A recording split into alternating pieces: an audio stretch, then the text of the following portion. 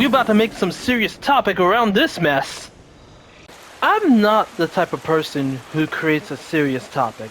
I'm also not that type of person who created the title of this video.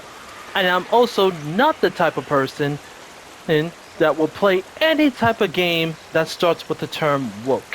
What's up YouTube, Excalibur here, and today's video we're going to be discussing about this woke nonsense or this DEI whatever it is. But all I can tell you is this, that both of those two words need to be permanently banned from the gaming space.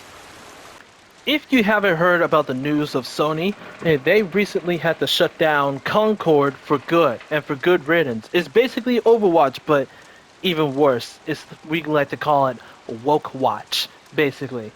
So they shut it down and lost $250 million for the Concord incident and had to be ordered refund.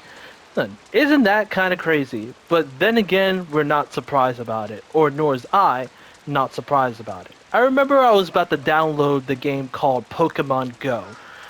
And thankfully I didn't, because as soon as I heard the announcements of even more improvements, the quote-unquote improvements to the avatar, oh yeah, they decided to make it woke and make everything look fat and ugly and even more worse than before.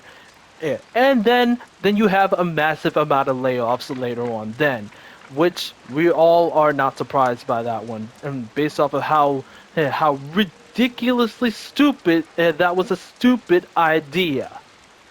Now there are some instances where Warner Brothers also lost millions of dollars due to how bad performingly Suicide Squad did. Thank you very much, sweet baby, Inc.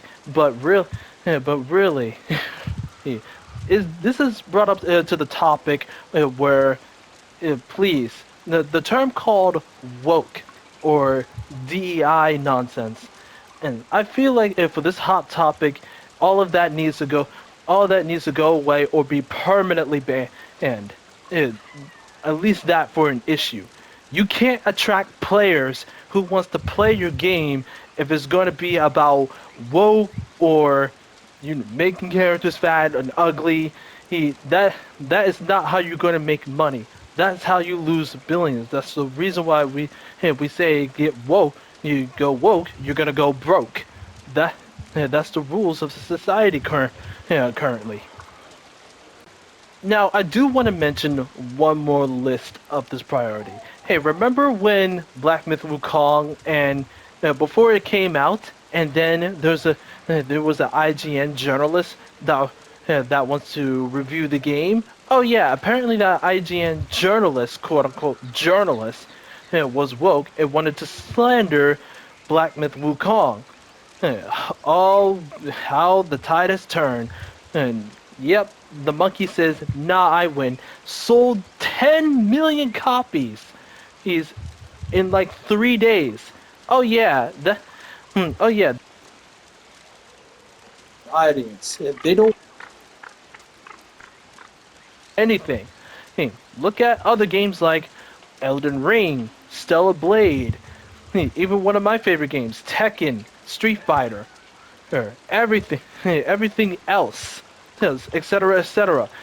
All of those games will be outselling any game that is related to anything that is woke.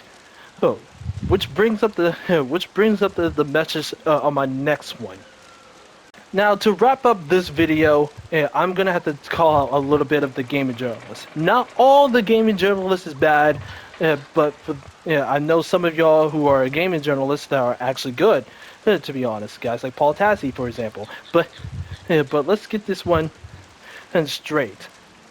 For those who are the gaming journalists and you're woke, if you try to slander a game that's actually trying to be innovative and try to be good for once, then I hope you get a grip, because nobody wants to hear about, like, DEI, diverse, equity, and equality, or something like that, or even politics, or something woke. We don't want those in the gaming space.